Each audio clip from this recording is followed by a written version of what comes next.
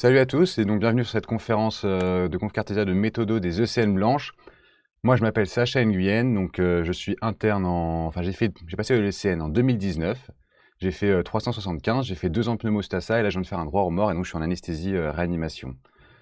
N'hésitez pas, donc on va juste blablater un petit peu le temps de s'échauffer, le temps que les gens arrivent. N'hésitez pas à m'envoyer tout de suite pour qu'on teste ensemble le chat. Dites-moi si tout se passe bien, si vous entendez bien le son et l'image, s'il y a des réglages encore à faire. Donc la conf, voilà, c'est surtout sur les ECN blanches, on va pas forcément faire une méthodo de l'ECN de manière générale, même s'il y aura, j'imagine que ça vous intéresse, donc il y aura quand même quelques diapos à cet effet en fin de conférence. Et voilà, donc le but c'est pas de vous dire des banalités, je pense, enfin, vous êtes en décade, pour la plupart en tout cas. D'ailleurs, dites-moi hein, d'où vous venez et qui vous êtes, que je sache à qui j'ai affaire dans le chat. Donc voilà, le but c'est pas de vous dire des banalités que je pense que vous connaissez déjà en maintenant arrivé en 6e année de médecine, mais c'est de vous donner voilà, des messages clés qui parfois peuvent paraître un peu triviaux, mais qui pourtant sont, je pense, fondamentales pour bien réussir ces ECN. Et en plus, voilà, moi j'ai fait en 2019, donc c'est encore relativement frais dans ma tête, surtout que j'avais encore pas mal d'amis qui passaient après moi, donc j'avais toujours un pied dedans aussi avec les conférences. Et en plus, voilà, aussi une certaine distance vu que ça fait 3 ans. Donc voilà, j'ai pu avoir un petit peu de recul avec ça. Donc voilà, c'est ces deux cartes que je vais essayer de jouer avec vous. Le fait que ça soit encore frais dans ma tête pour vous mon ressenti et aussi voilà, le recul que je peux avoir pour vous dire des choses que j'aurais aimé entendre quand j'étais à votre place en fait et qu'on m'a pas forcément dit et pour pas que vous fassiez les mêmes erreurs que moi. Donc dites-moi juste, ok, tout est bien visiblement, le son, l'image. Eh bien parfait, j'ai un petit retour, bon parfait, on va pouvoir commencer. Alors, donc juste un petit message sur donc moi je suis conférencier de pneumologie hein, chez Conférence Cartesia et voilà, on a un peu un leitmotiv, un dogme. Le but chez Conférence Cartesia, c'est vraiment essayer de vous expliquer ce qu'on vous apprend. On se centre pas mal sur la physiopathe, on essaie d'en faire un maximum dans les cours parce que nous on est persuadé que c'est vraiment en comprenant ce que l'on apprend qu'on le retient plus facilement et qu'on mobilisera ses connaissances le jour J quand on sera en stress avec des capacités un petit peu diminuées forcément. Donc conférence Cartesia, c'est une préparation complète avec toutes les spécialités du programme. Il y a à la fois du cours, donc il y a quand même pas mal de cours, mais aussi de l'entraînement. C'est donc plus de 80 vidéos en direct, des lives comme on fait maintenant, mais il y a également euh, des petits focus voilà, synthétiques qui sont à part, qui ne sont pas faits en live et que vous pouvez regarder par la suite quand vous voulez. Et toutes les vidéos sont de toute façon disponibles en replay, d'ailleurs, dont cette vidéo sur le site de conférence Cartesia.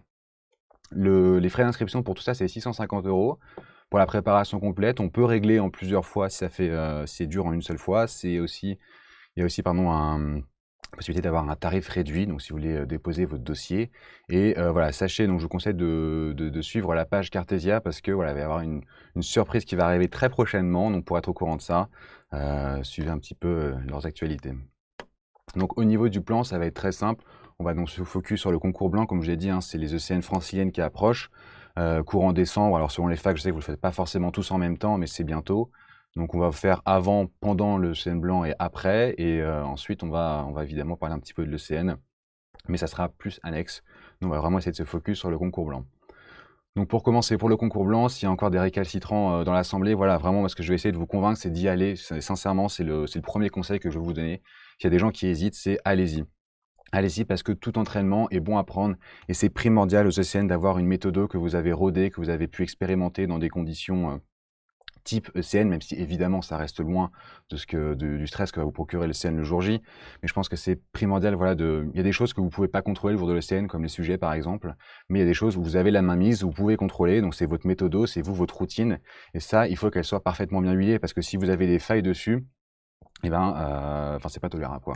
Vous avez des failles forcément sur les connaissances, parfois ça peut arriver, mais sur la méthode, vous devez être béton, parce que le jour de l'ECN, vous allez être stressé, vous allez faire moins bien entre guillemets que ce que vous faites quand vous n'êtes pas stressé. Donc il faut voilà, il faut partir avec quelque chose de solide pour que ça résiste à l'épreuve du stress.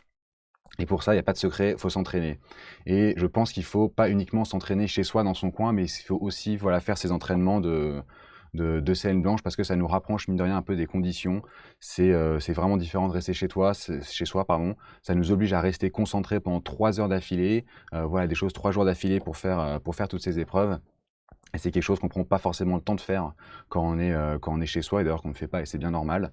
Et là, voilà, le but c'est vraiment d'y aller, de ressentir un peu l'effet de groupe ce qui va mettre une petite pression. Et je pense que voilà, c'est important de s'habituer aussi à avoir cette pression-là pour que le jour de scène, vous soyez le moins surpris possible. Voilà, le but c'est vraiment de, de se familiariser le plus possible avec ces sensations et d'acquérir votre méthodologie au fur et à mesure. Donc comme je vous dis, voilà, le but c'est d'acquérir des routines, des réflexes pour que le jour J, quand vous arriviez, alors il y a une part de stress, vous allez avoir du mal à mobiliser certaines connaissances, parfois vous allez être instable sur certaines propositions qui vont vous faire douter, mais il faut que vous ayez un socle solide et ce socle, il peut s'acquérir uniquement, qu'en allant à ce type d'entraînement. Donc vraiment, je vous invite à le faire et à le faire le plus sérieusement possible. Voilà, donc mettez-vous dans les conditions. Je sais que c'est pas toujours évident. On aura l'occasion d'en reparler un petit peu après.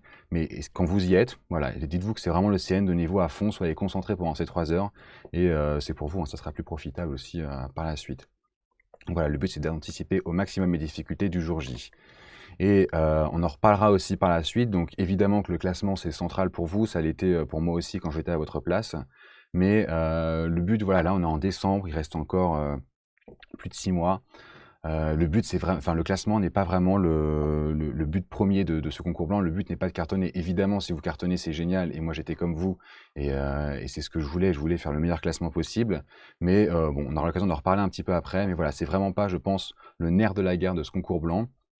Ce concours blanc, il est avant tout, là, en décembre, décembre-novembre, il est avant tout fait pour vous habituer, essayer une première fois et tester des choses, tester votre méthodo pour l'éprouver un petit peu. Donc si jamais, donc là je vois que le chat, il n'y a pas encore de...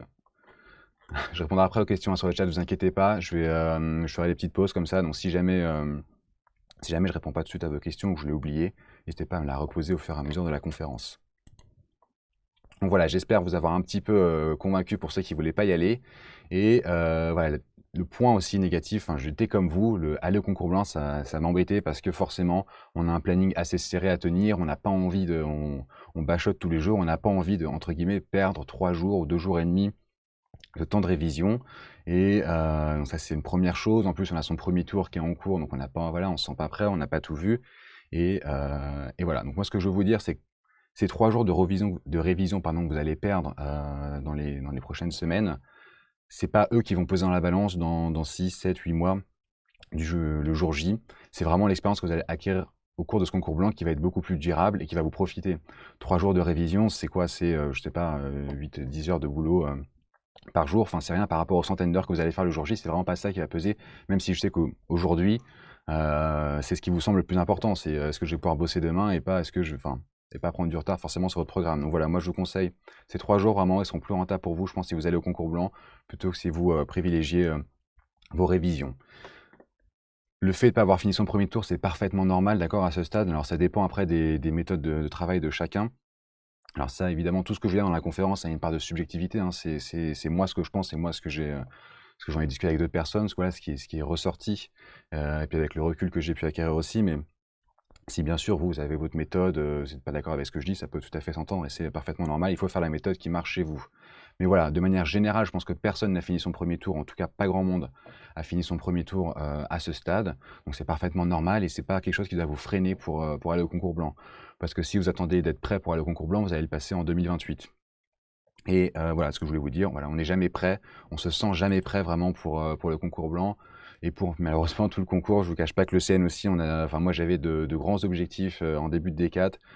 J'avais une vision de moi-même quelques mois plus tard, arriver à l'ECN et savoir à peu près tout. Je me disais que j'allais tout connaître. Bon, finalement, l'année avance et puis on revoit certaines ambitions à la baisse. On se dit que finalement, on va avoir des petites lacunes par-ci, par-là. Donc voilà, vous vous sentirez jamais prêt et c'est aussi un sentiment auquel il faut s'habituer, je pense. Et voilà, donc allez-y, ne vous sentez pas prêt et c'est parfaitement normal. Et ça sera également le cas malheureusement le jour J. Donc autant s'habituer dès maintenant. Alors j'ai un petit retour de... Dites-moi si vous avez un écho, parce que moi j'ai un petit écho, donc visiblement vous n'avez pas de souci de son, vous, donc n'hésitez pas à me dire si c'est le cas, qu'on règle ça. Donc voilà, ça c'était un peu avant le concours blanc, donc allez-y pour ceux qui ont encore quelques doutes. Donc pendant le concours blanc, on l'a dit, le but c'est voilà, vous arrivez, vous déroulez votre méthode, que vous allez avoir un peu peaufiné au fur et à mesure. Donc là, si vous n'avez pas encore parfaitement votre méthode, c'est parfaitement normal. Et c'est justement l'occasion d'y aller.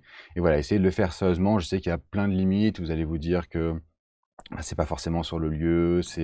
Parfois les conditions sont un petit peu moins bien. On se dit qu'il y a des personnes qui vont tricher, d'autres qui vont le faire avant, etc. Tant pis. Le but, comme on l'a dit, c'est pas d'avoir un classement le plus représentatif possible. C'est pas le vrai ECN là.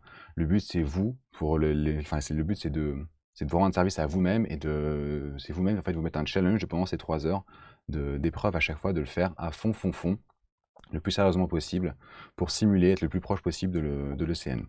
Donc encore une fois, je le répète et on va en reparler encore après, mais le point important de ce concours blanc, je pense, c'est pas forcément d'avoir le meilleur classement possible, même si évidemment que c'est un but et que c'est central pour vous et c'est parfaitement normal.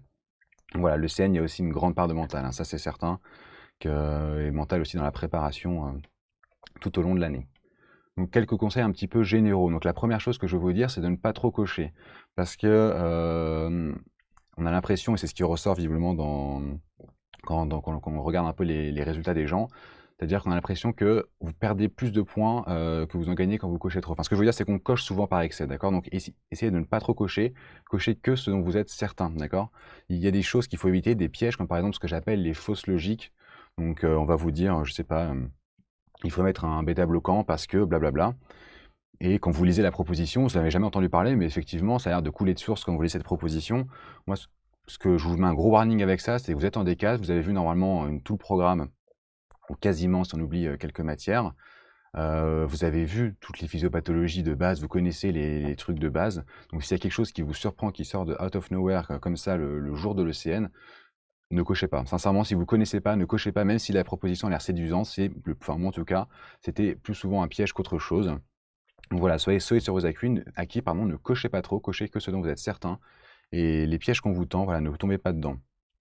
Autre chose, vraiment, ne lâchez jamais l'affaire. Donc ça peut paraître complètement débile de dire ça, mais je pense qu'on l'a tous fait, hein, d'en avoir un petit peu marre. On en reparlera aussi tout à l'heure, mais voilà, il faut vraiment se battre à fond quand vous n'arrivez pas. Il faut multiplier en fait les manières de raisonner pour essayer de grappiller des points partout où il y en a. Donc on procède par élimination. Donc ça, je pense que c'est trivial, tout le monde le fait, tout le monde le connaît.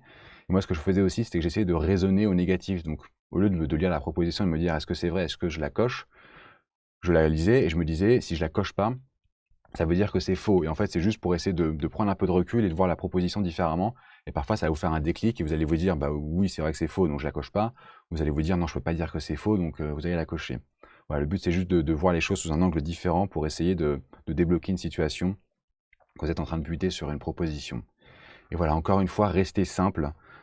Surtout pas de raisonnement alambiqué. Donc, c'est vraiment, voilà, le CN, il faut être solide sur ses acquis, cochez ce que vous connaissez. Et ne commencez pas à partir dans des choses compliquées. Souvent, souvent quand il y a des raisonnements un petit peu compliqués, alambiqués, qu'on pense avoir trouvé la faille, que personne n'a vu, 9 fois sur 10 on se trompe. Alors c'est vrai qu'une fois sur 10, vous allez avoir un DP qui est complètement atroce, avec un raisonnement complètement fou qui vous a traumatisé, et du coup après vous allez répéter un peu ce raisonnement complètement fou sur les prochains DP, mais c'est vraiment pas quelque chose de rentable à faire, je pense, parce que en vérité, vraiment 9 DP sur 10, c'est des choses simples et carrées, et c'est vrai qu'il y en a 1 sur 10 qui est complètement fou, mais en fait, c'est pas rentable d'appliquer cette logique-là, parce que si vous le faites sur 10 dossiers, bah, ça va être rentable une fois, mais ça va être pas rentable 9 fois. Et autre chose, quand vous pensez, vous, avoir trouvé quelque chose, donc moi je sais que il y avait des dossiers où parfois je partais dans un truc et j'étais persuadé d'avoir trouvé le neurolupus, machin, je voyais un signe. Si c'est pas quelque chose qui est carré dans l'énoncé, encore une fois, si vous pensez, vous, avoir trouvé quelque chose d'alambiqué, réfléchissez bien, parce que généralement, on a tendance à s'embourber dans quelque chose, on peut passer complètement à côté du DP. Je pense que ça nous est tous arrivé, donc voilà. Le message clé, c'est vraiment solide sur ses acquis, on ne va pas dans ce qu'on ne connaît pas, et on reste simple au maximum, parce que 9 fois sur 10, c'est vraiment comme ça que sont faits les sujets. Et un autre conseil que je peux vous donner, c'est d'essayer de répondre dans votre tête avant. Voilà, quand vous lisez la proposition, enfin l'énoncé de la question, le but c'est toujours d'anticiper les difficultés, toujours avoir un coup d'avance sur le DP, c'est beaucoup plus agréable de faire ça plutôt qu'en fait de subir un peu question après question son DP. Donc déjà quand on lit l'énoncé, on peut essayer d'anticiper un petit peu là où va nous emmener le DP, mais voilà, quand vous lisez une question, essayez d'imaginer les propositions. Enfin, vous savez, voilà, je ne sais pas si on vous demande je sais pas, les critères de qualité d'un ECBC, bah vous réfléchissez avant dans votre tête et vous y répondez avant, plutôt qu'avant de lire les propositions, on va vous mettre plus de 20 PNL par champ, plus de 25, plus de 30, et là vous allez douter parce que voilà, vous n'êtes peut-être pas certain qu'une fois que vous les lisez, ça va vous mettre le doute, donc essayez de réfléchir avant, et ça vous ôtera parfois de doutes qui peuvent s'immiscer lorsqu'on lit les propositions. Et voilà, une interdiction, quelque chose qui est vraiment interdit. C'est possible de manquer de temps le jour des épreuves, le jour de l'ECN, c'est possible, ça peut arriver qu'on manque de temps, mais ce qui est interdit, c'est de se faire surprendre, d'accord? Il ne faut pas que ça vous prenne le dépourvu, il faut toujours avoir un œil sur le chrono. On reverra après aussi ça dans les épreuves, mais il faut toujours avoir un ordre d'idée de votre progression et voir venir les choses. Donc si vous voyez que vous allez manquer de temps, ce qui peut arriver, c'est quelque chose que vous devez avoir vu, anticipé et du coup vous réagissez en fonction. Vous allez vous accélérer un peu la cadence. Mais voilà, il faut surtout pas se faire surprendre parce que c'est vraiment quelque chose qui est trop bête, quoi. Alors, on va juste voir s'il y a des petites questions dans le chat. Pour l'instant, j'ai pas l'impression qu'il y en ait. Donc c'est parfait, on va pouvoir continuer. Donc les QI, grosse épreuve de 120 questions. Donc je l'ai pas dit au début, hein, mais évidemment cette conférence s'adresse plus aux D4 de cette année, d'autant plus que les modalités d'évaluation et de classement pour le CN vont être amenées à changer les prochaines années. Mais les D4 de cette année, donc voilà, les QI, cette épreuve de 120 questions, c'est vraiment, je pense, un reflet du cours. C'est vraiment du cours pur. Et de toute façon, le CN, de manière globale, c'est vraiment énormément de cours. Vous verrez, on aura encore l'occasion d'en reparler après, j'arrête pas de dire ça, mais voilà, c'est 95% de votre temps, c'est 95% de cours pour 5% d'entraînement. Et le QI, voilà, c'est vraiment le cours qui va payer. Donc c'est 120 questions, ce qui veut dire à peu près 1 heure pour 40 questions, généralement. Donc ça, c'est toujours dans l'idée d'avoir un œil sur le chrono et sur la progression. Généralement, on met un peu moins de temps, mais à peu près 45 minutes pour faire 40 questions. Ce qui vous laisse un petit peu de temps pour relire à la fin. Donc moi, comment je faisais? Je faisais les 120 questions d'emblée. Je laissais aucun trou. Je faisais de la question 1 à la question 120. Même quand il y avait des questions difficiles, je répondais à tout. Les questions où j'étais certain, je validais d'emblée la réponse. Et les questions où il persistait un doute, je notais, je validais pas ma réponse, mais je précochais, je cochais ce que je pensais être bon. Et je notais sur mon brouillon à côté, si j'avais un souci, la 4D, la 5E, etc. Et le but de ça, c'est de faire un premier jet, donc normalement en moins de 3 heures, vous finissez avant, vous avez répondu aux 120 questions. Donc si jamais il y a une catastrophe, si jamais vous êtes surpris par le temps parce que vous avez mal regardé votre montre, enfin je sais pas, si jamais vous êtes malade d'un coup, vous faites un malaise, enfin je sais pas ce qui se passe, mais en tout cas, si jamais vous êtes pris de court, eh ben, vous avez en fait un premier jet que vous pouvez valider et c'est envoyé et c'est réglé. Et donc si tout se passe bien, normalement, il vous reste du temps. Et c'est là où en fait je faisais ma deuxième lecture et donc je regardais les questions où j'avais annoté. Donc la 5D, bah, j'allais voir et de toute façon je voyais celles que j'avais pas validées et je relisais les propositions. Et là, je vous mets encore un warning quand vous vous relisez, vraiment cochez que ce dont vous êtes sûr parce qu'on a souvent tendance à ne pas décocher. Et puis juste on va lire des propositions, puis on va en cocher par-ci par-là, on va se dire ah bah oui ça, bah oui tiens j'ai hésité mais je vais le mettre. Donc voilà, encore une fois, quand vous vous relisez, le but n'est pas de cocher à outrance, vraiment soyez parcimonieux et faites les choses enfin, cochez que ce dont vous êtes certain. Une des méthodes d'entraînement, je sais, donc évidemment, conférence Cartesia, mais voilà, je sais qu'il y avait aussi CNI qui proposait pas mal d'entraînements, donc c'était des méthodes que je pouvais vous donner aussi, parce que mes proches l'utilisaient, donc ils proposaient des QI d'ancrage. Personnellement, moi, je n'ai pas eu recours à ça, donc je peux pas trop vous dire si c'était bien ou pas, mais je sais que c'est une méthode qui était appréciée. Pour les DP, donc les DP, c'est une session de 6 DP, 1 heure, ça fait à peu près 30 minutes par DP, soit 2 minutes par question. Le but, toujours, n'est pas d'avoir votre œil rivé sur le chrono et de vous chronométrer exactement 2 minutes par question, c'est juste d'avoir une tendance globale et savoir que si vous reste 6 questions, bah, normalement, vous devez à peu près avoir 12 minutes, 15 minutes devant vous. Sinon, vous risquez d'être un peu à court de temps. Généralement, les DP, on les finit assez vite, donc il nous reste du temps à la fin pour nous relire. Et voilà, donc moi, comment je les faisais? Donc je faisais DP par DP, je pense que c'est extrêmement important de ne jamais sortir d'un DP. C'est-à-dire que les DP, vous en commencez un et vous le finissez, vous allez au bout. Je sais que j'avais parfois des amis autour de moi qui disaient qu'ils avaient bugué à la question 7 et qu'ils étaient passés à autre chose parce qu'ils en avaient marre, qu'ils n'en pouvaient plus. Sincèrement, je pense que c'est une mauvaise idée, parce que de toute façon, ce DP va falloir le finir, donc autant y aller quand on est dessus. Et parce que voilà, un DP, c'est une ambiance, c'est un patient, c'est un item dans lequel vous vous êtes remis, vous avez réfléchi un peu au piège de cet item. Vous avez aussi anticipé éventuellement les pièges du patient, l'allergie à la MOX question 14. Et donc, si vous coupez évidemment vos DP, bah, vous sortez de cette ambiance et vous allez avoir du mal à y rentrer, vous allez sûrement oublier des choses, faire des erreurs. Puis voilà, vous perdez votre fil conducteur. Donc sincèrement, les DP, s'il y en a qui arrêtent, hein, ne le faites pas, vous êtes tenté de le faire, ne le faites pas non plus. C'est un DP, on va jusqu'au bout. Et tant pis s'il est atroce. Et on a toujours un coup d'œil sur le chrono. Parce que parfois il y a des DP qui vont prendre plus de temps que d'autres. Mais voilà, on sait comment, une fois qu'on a estimé un peu le retard qu'on a pris, ben, on peut anticiper sur les autres DP pour aller plus vite.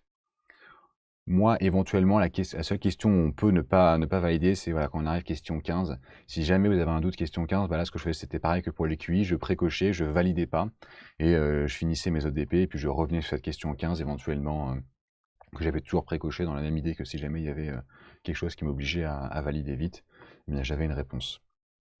Et voilà, donc ce que je vous disais tout à l'heure, pour les DP, essayez également d'avoir toujours un coup d'avance.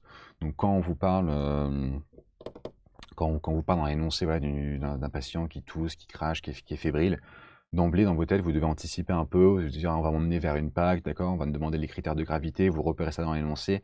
Voilà, il faut toujours essayer d'anticiper ce qu'on va vous demander et les questions et anticiper les éventuelles difficultés, les points qui vont être difficiles pour vous. Parce que voilà, c'est toujours beaucoup moins déstabilisant que de subir son dossier et c'est généralement quand on subit un peu, quand on découvre question après question, on est amené à faire beaucoup d'erreurs et qu'on a anticipé au-delà du fait que ce soit agréable pour vous, surtout vous faites généralement beaucoup moins d'erreurs. On a beaucoup plus de facilité à mobiliser les connaissances auxquelles on a déjà pensé auparavant. Au niveau du brouillon, donc voilà pour le DP, autant pour les QI, voilà, moi je faisais pas de brouillon, sauf si voilà, il y avait une question qui nécessitait de mettre quelque chose sur le papier.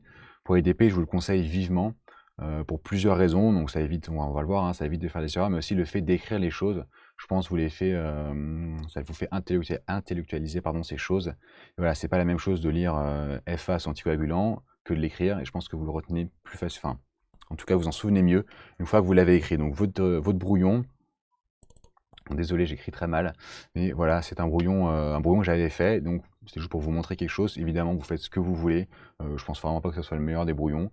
Moi, c'était quelque chose de très simple, je tirais mes deux traits, et le but, c'est voilà, c'est d'avoir votre brouillon que vous faites à chaque fois, pour ne pas avoir de doute. Vous arrivez, vous commencez votre DP, vous faites votre brouillon exactement comme vous le faites de manière habituelle. Donc moi, comment je l'organisais? Je tirais ces deux traits-là. À droite, je mettais donc tout ce qui était le mode de vie et les antécédents. À gauche, je notais un peu la trame du DP, donc un homme de 59 ans qui vient pour AEG, il fait un scanner, il y a une masse, etc. Au fur et à mesure, je complétais. Le but, c'est pas du tout d'être exhaustif, il ne faut pas perdre de temps sur le brouillon, c'est pas ça le but. Le but, c'est juste de noter des éléments clés, d'avoir un peu une image de votre patient. Et ce qui me permettait après de remplir dans cette troisième case, où là, ce que j'expliquais, pardon, j'ai appelé la case réflexe, où je notais toutes les choses auxquelles je devais penser, les éventuels pièges, etc., les réflexes que je devais avoir. Donc par exemple, attention, il est allergique à l'amox, attention, anticoagulant, ce qui peut avoir un impact évidemment pour certaines questions pour la suite du DP. Attention, donc voilà, si on évolue dans le DP et qu'on apprend qu'il y a une masse de la bronche souche droite, bah, on met ça à jour. Attention, il y a une masse. Donc ambiance onco, il peut faire une atelectasie sur cette masse de son poumon, il peut se surinfecter, il peut faire une EP, etc. Le but, c'est toujours d'avoir un coup d'avance et d'éventuellement aussi anticiper certains pièges parce que voilà, je relisais de temps en temps cette case réflexe dans le DP, je m'en mettais dedans parfois et ça rappelle, ah oui, c'est vrai qu'il y a la MOX, etc. Donc voilà, et surtout avant les questions de traitement, souvent je relisais vite fait la case pour m'assurer qu'il n'y avait pas de contre-indication que j'avais notées. Donc ce que je pouvais noter aussi, c'était voilà, s'il était insuffisant rénal, si c'est une femme jeune, évidemment, notre grossesse tout de suite. Les facteurs de risque de BLSE, j'aime bien les noter aussi, donc s'il a été hospitalisé dans les mois précédents, s'il a été exposé à des fluoroquinolones. Donc pour les infections urinaires, vous savez que c'est stade des piélos, les piélos graves, et voilà, il faut mettre un traitement particulier, c'est les facteurs de risque de BLSE, je m'étais fait avoir une fois, donc voilà, je le notais précieusement. Donc voilà, trouvez votre brouillon, trouvez celui qui vous correspond et faites-le à chaque fois, que ce soit quelque chose sur lequel vous puissiez vous reposer. Un autre conseil que je vous donne aussi, c'est quand vous arrivez à la fin du DP, c'est de prendre un petit peu de recul, parce que souvent on a la tête dans le guidon depuis voilà 12 questions, et c'est là où on commence un peu à oublier les détails qui étaient donnés au début de l'énoncé et sur lesquels on n'est pas revenu forcément pendant tout le déroulé du DP. Donc question 12, moi souvent je m'arrête, enfin question 12 à peu près, quoi, je m'arrêtais et je prenais un peu de recul, je regardais vite fait d'où on venait, donc je savais où je relisais un peu tout, je relisais parfois un petit peu l'énoncé, donc je prenais juste un petit peu de recul pour me remémorer là où on était, parce que souvent c'est en fin de DP aussi qu'il y a des questions thérapeutiques, et c'est là, donc forcément il y a les pièges d'allergie, de contre-indication, etc. Donc c'est pour ça, voilà, c'est un petit warning, question 12, on peut avoir oublié des choses, donc moi souvent voilà, je prenais un peu de recul, je relisais tout, mon brouillon, pour anticiper certains pièges. Et c'est là aussi où voilà, il y a certaines choses qui parfois peuvent paraître inutiles dans l'énoncé. Tout ce qui est dans l'énoncé, il faut partir du principe que ça va être utile, même si ça ne l'est pas toujours, hein. Et voilà, ce qui vous paraît inutile, en tout cas, ça doit être suspect. Donc voilà, le DP dont je vous parlais tout à l'heure de BLSE, typiquement, c'était un patient, il était hospitalisé en cardio pour un SCA, blablabla, dans les mois précédents. Donc évidemment, on note SCA, etc. dans les antécédents. Mais en fait, on oublie. Et en fait, le DP, c'était une pyélo. Donc on oublie qu'il a été hospitalisé. Donc question 13, on arrive, on coche le traitement, on a oublié qu'il a été hospitalisé, donc pas de facteur de risque de BLSE. Et malheureusement, si, il fallait le prendre en compte. Donc voilà, c'est pour ça, question 12, prenez un peu de recul, relisez l'énoncé, vous avez sûrement oublié des petites choses qui pourront avoir un impact sur les questions de fin de DP. La LCA, donc la LCA, ce terrible truc, moi c'était vraiment ma bête noire, c'était quelque chose que je détestais. Je parle très mal anglais, donc forcément j'étais pas bien parti. Donc le découpage, c'est environ 1h30 par article, à moduler encore une fois, hein, mais sans dépasser beaucoup en fonction de la longueur de l'article. Parfois les articles sont plus longs que d'autres, mais sans dépasser, je pense qu'il faut toujours rester autour de ça.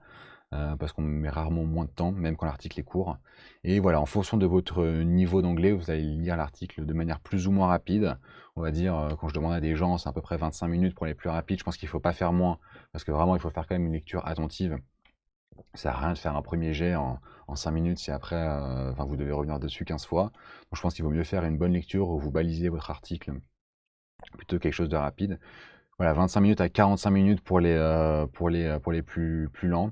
Moi, donc n'étant pas très bon en anglais, je mettais environ, j'ai essayé de m'améliorer là-dessus, mais voilà, je mettais 40 minutes. Je pense que vraiment, il ne faut pas aller au-delà, hein. Si vous pouvez essayer de diminuer, il faut tendre, je pense, vers 30 minutes. Voilà, 30-35 minutes, c'est vraiment bien. Et ça vous laisse environ 4 à 5, enfin 3 à 4-5 minutes par question, selon le temps que vous avez mis à lire l'article. Donc, essayez de bosser votre anglais. Voilà, moi, je regardais des séries en anglais, typiquement, ou surtout faire des articles, hein, vraiment le fait de faire des articles, ça va vous familiariser avec le jargon, avec la manière dont on parle en LCA, et c'est principalement ça qui m'a fait progresser pour comprendre après de mieux en mieux les articles. Alors la LCA, voilà, c'est quelque chose, c'est comme tout le reste de l'ECN finalement, c'est vraiment du cours. Alors je sais que ça peut paraître moins évident que pour les autres, que pour les QI par exemple, mais je vous assure que la LCA, voilà, c'est quelque chose, évidemment, on peut avoir une bonne note, hein, on peut avoir tout à fait 12, 13, 14, sur le principe c'est une épreuve surtout de compréhension, donc on peut lire l'article, le comprendre et répondre, et on peut avoir une bonne note. Ça, c'est sûr. Mais ça, c'est un peu une vision D2, D3, et je pense que voilà, quand on est en D4, on cherche à avoir une note la meilleure qui soit, évidemment, la note la plus excellente possible. Et les derniers points, on vient les grappiller en connaissant son cours, vraiment. La LCA, on s'en rend compte, en fait, on sait qu'il y a toujours une part un peu de... Voilà, on s'est arraché les cheveux, je pense, tous sur des sujets de LCA, où on se dit la question est subjective, c'est moi qui ai raison, etc. Bref, plus vous allez avancer, enfin plus vous allez connaître votre cours, plus vous allez voir que vous allez être solide sur vos notions, vous allez savoir exactement quelles sont les limites de ces notions, et la subjectivité va en fait disparaître au fur et à mesure. Alors elle sera toujours là, hein, je ne vous cache pas qu'il y aura toujours évidemment des questions qui vont être litigieuses, mais en tout cas elle va fortement diminuer. Voilà, c'est que en bossant son cours, en connaissant bien les notions, en étant solide sur leurs limites et leurs définitions, qu'on va savoir ce qu'on coche, et que voilà, le côté subjectif, le côté un petit peu hasardeux de la LCA va disparaître. Mais il persistera malheureusement toujours un petit peu. Il faut en faire très régulièrement, c'est vraiment quelque chose aussi où il faut s'entraîner, c'est la LCA. Moi, ce que j'avais fait, c'était à partir de janvier. Je faisais un article tous les dimanches matins, donc forcément il y a quelques loupés, mais le but c'est d'être le plus régulier possible. Donc voilà, à peu près janvier, février, je faisais un dimanche matin, c'était mon article de LCA. Ce qui n'est pas évident d'ailleurs d'avoir les corrections, parce qu'il n'y a pas de correction officielle. Donc moi, ce que j'avais fait, c'est que j'avais pris les 2 bouquins les plus connus, quoi. J'avais pris le bouquin de Théo Petzel et un autre bouquin d'annales de LCA. Et vous verrez que parfois, voilà, ils sont pas d'accord entre eux, hein, ça arrive. Donc le but, c'est pas d'avoir 36 corrections différentes, hein. Prenez-en 2, limitez-vous à une ou 2. Parfois, vous verrez que voilà, vous avez bon et faux dans certains bouquins et bon dans un autre. Donc ça peut toujours être rassurant et ça peut faire un peu, voilà, varier les points de vue. Et voilà. Au niveau de la méthodologie pendant l'épreuve, donc voilà, ce qu'il faut faire en premier, c'est lire l'article et en entier, hein. Voilà, pareil, on n'est pas en... Je sais qu'en D2, D3, moi parfois je disais pas la discussion, je disais que voilà, que le début ça suffit, l'abstract, etc. Je pense que voilà, c'est sincèrement une mauvaise idée. Là, on est en D4, on fait les choses bien. Donc on lit l'article, on commence l'épreuve par lire l'article de A à Z, et en checkant la première question sans y répondre. Moi, c'est ce que je faisais. Je lisais la première question, comme ça je regardais ce qu'on allait me demander. Je validais rien. Je lisais tout l'article. Généralement, la réponse à la première question se trouve au début de l'article, mais je vous conseille pas de répondre au fur et à mesure, parce qu'il y a toujours voilà, des pièges qui peuvent se glisser, notamment à la fin de l'article, dans la discussion. Donc voilà, lisez juste votre première question, tout l'article, et vous répondrez ensuite à la question, même si vous avez trouvé la réponse entre-temps.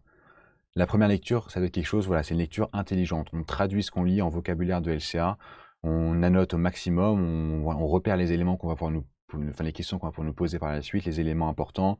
Donc on note dans la marge, moi je surlignais, j'ai noté dans la marge, je mettais alpha, bêta, etc. Critères d'inclusion, d'exclusion, CJP, critères de jugement principal, etc. Le but, c'est vraiment d'avoir une lecture intelligente, comprendre l'article, le structurer pour que après, voilà, vous allez très vite dans la mobilisation l'extraction des données de l'article. Voilà, je fais juste une petite pause, je vérifie s'il y a des questions ou pas dans le chat, mais j'ai pas l'impression. Donc c'est parfait. Hop. Alors excusez, j'ai trouvé d'où vient l'écho. Voilà. Alors, quelques petits conseils aussi, donc généraux, plus faciles à dire qu'à faire et qui peuvent paraître aussi un petit peu triviaux. Ne jamais céder à l'énervement. Alors ça peut tous nous arriver. Moi le premier, ça m'est arrivé même le jour de l'ECN. Il y avait un DP atroce de gériatrie où dans ma tête je me suis embrouillé avec le rédacteur du dossier. Je trouvais que son dossier était pourri, je pense qu'il est pourri d'ailleurs. Mais voilà, bref, je m'étais vraiment énervé et à la fin j'avais un peu lâché le truc. J'étais en mode, bon, de toute façon ton dossier c'est de la merde. Et je répondais un peu à la va-vite. Et enfin c'est vrai, hein, j'avais vraiment fait ça le jour de l'ECN et c'est un peu, voilà, c'est complètement débile évidemment parce que ça m'a desservi moi plus qu'autre chose. Et c'est tout ce qu'on veut éviter. Donc si vous êtes énervé, vraiment pensez à moi, pensez à cette histoire et essayez de vous calmer, ça va pas vous rendre service, vous allez le regretter par la suite. Donc voilà, vous soufflez un coup, vous sortez du DP, là, vous regardez un peu autour de vous, vous soufflez, vous cherchez des gens qui sont dans la même galère que vous, et puis vous remettez, mais voilà, de manière un peu plus... Après avoir soufflé un bon coup, faut pas être dans une spirale où vous commencez à faire les choses à la va-vite et enchaîner comme ça les questions. C'est vraiment quelque chose de très négatif et ça peut arriver. Donc voilà, si jamais ça arrive, vraiment pensez à moi, respirez tranquillement, regardez autour de vous. Il y a sûrement des gens qui sont dans la panique. En parlant de ça, voilà, ne jamais paniquer, d'accord? S'il y a des questions atroces, des DP que vous avez jamais vues, c'est le cas de tout le monde, d'accord? Vous avez vu, vous êtes en D4, vous avez vu plein de choses. Si jamais il y a quelque chose qui sort complètement de nulle part, c'est un dossier qui est extrêmement difficile, dites-vous que ça sera toujours la même chose pour tout le monde. Tout le monde est en train de passer un très mauvais moment, donc tout le monde bug en fait. Voilà, il n'y a pas que vous, donc c'est pas grave. Il faut être celui qui bug le moins possible. Donc à ce moment-là, il faut encore une fois être systématique, il faut rester sur votre méthode en fait, hein, c'est ça, il faut vraiment rester carré et ne pas jeter le dossier, ne pas vous dire de toute façon c'est foutu, j'y connais rien, j'ai pas révisé ça, etc. Donc voilà, ne jamais, jamais, jamais, jamais baisser les bras, vraiment donnez-vous à fond. Et tous les conseils que je vous donne là, c'est évidemment pour le scène, mais essayez au maximum de vous entraîner, parce qu'il y a vraiment un entraînement mental à faire, hein, je pense. Essayez de le faire aussi pour les océans blanches, voilà, mettez-vous à fond là-dedans. C'est un service que vous allez vous rendre. Il faut aussi anticiper les difficultés auxquelles vous allez être exposé, donc voilà, se tromper, sachez que c'est normal, ça arrive. Autre anecdote, que voilà, le jour des... Enfin, c'était aux ECN, hein, c'était première session, j'en souviens bien. Première session des ECN, on est à 10 minutes à peu près, les ECN viennent de commencer, et je réponds à une question, donc je fais une session de DP. Je réponds et c'est la classique où la question suivante dans l'énoncé, j'ai la réponse de ce que j'ai fait juste avant et je vois que c'est faux, donc ça fait plaisir. On vient de commencer le scène depuis 10 minutes et on sait déjà qu'on a faux. Voilà, ça va arriver, tout le monde se trompe, même le major se trompe, donc encore une fois, on se déstabilise pas. C'est pas grave, c'est quelque chose qui devait arriver, et puis quand vous êtes dessus, vous dites, voilà, je l'ai attendu, c'est là, c'est pas grave, on rebondit, on continue pour la suite. Même chose pour les questions ambiguës, les questions alambiquées, donc enfin, il y a deux choses. Les questions qui vont être mal posées, ça va, pareil, ça va arriver malheureusement, donc ça sert à rien de s'énerver, et il faut essayer de ne pas perdre son sang-froid et de répondre le plus posément possible. Et également pour les questions qui sont parfois un petit peu compliquées, essayez de rester, ce que vous disiez, le plus simple possible. C'est vraiment ce qui 9 fois sur 10 va payer aux ECN. C'est vraiment de rester simple et carré et de ne pas aller chercher. En fait, on peut, avec des raisonnements alambiqués, on peut quasiment cocher ABCDE à chaque fois, hein, on peut tout justifier. Le but, c'est vraiment d'essayer de rester simple et sur vos acquis. Autre point important, posez vos calculs et surtout soyez béton là-dessus, quoi. Faut savoir poser une multiplication et ou une division. Ça peut paraître débile, mais je sais qu'il y avait un calcul de l'IMC juste après moi, en ECN 2020. et j'avais plusieurs potes qui avaient répondu des réponses différentes, donc forcément, il y en avait qui avaient faux et ça, c'est pas possible, quoi. Il faut vraiment être, c'est trop bête, donc il faut être à fond là-dessus et les calculs, on les pose tranquillement et pour pas les faire vite et pour pas se tromper. Et donc voilà, ce que je vous disais, les questions litigieuses, elles seront là. Tout ça, toutes ces difficultés, vous allez vous tromper, ça va être difficile, il va y avoir des questions nulles, c'est pas grave. Ça fait partie du jeu, malheureusement, et tout le monde va être comme vous, hein. Tout le monde va avoir les mêmes règles du jeu. Donc voilà, ça c'était pour pendant le concours blanc, pour un peu moi comment gérer les choses. Voilà, vous faites pas avoir par le temps, vraiment, hein, ne cochez pas trop. Battez-vous à fond, fond, fond. Essayez voilà, attention aux fausses logiques, raisonner négatif pour essayer de prendre un petit peu de recul sur la question, la voir différemment. Restez toujours simple et voilà, toujours un œil sur le chrono pour savoir à peu près où vous en êtes, si vous faites surprendre ou non par le temps. Et voilà pour moi ma méthode, comment je faisais pendant les épreuves. Alors on va parler de après le concours blanc. Hop, je regarde juste le chat s'il y a des petites questions.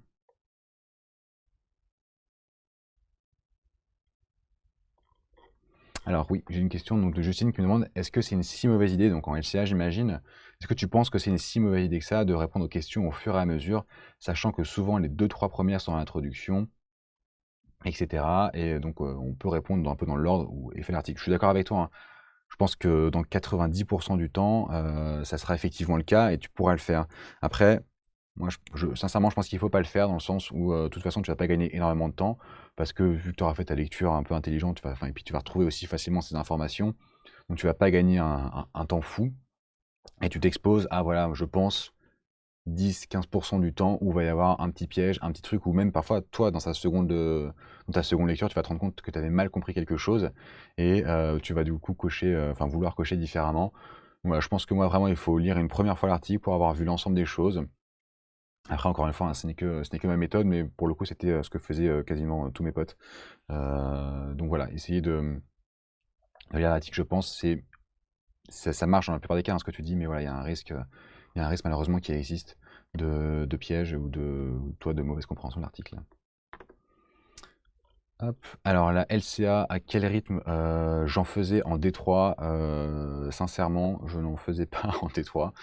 Comme je te l'ai dit, la LCA, j'ai testé ça, donc j'ai évité d'en faire, ce qui n'est pas forcément quelque chose de bien. Après, je pense qu'en D3, vraiment, ce qui est essentiel, c'est de... Donc on avait, nous... Alors bref, la LCA, du coup, j'en faisais pas en D3. Si tu as le temps d'en faire, c'est très bien. Plus tu commences tôt, je pense, mieux c'est. Après, je pense qu'il ne faut pas t'imposer un rythme extrêmement soutenu dès la D3. Tu n'es pas obligé d'en faire un par semaine. Je pense que ça va être très difficile à tenir et puis tu vas être en rate d'articles en D4.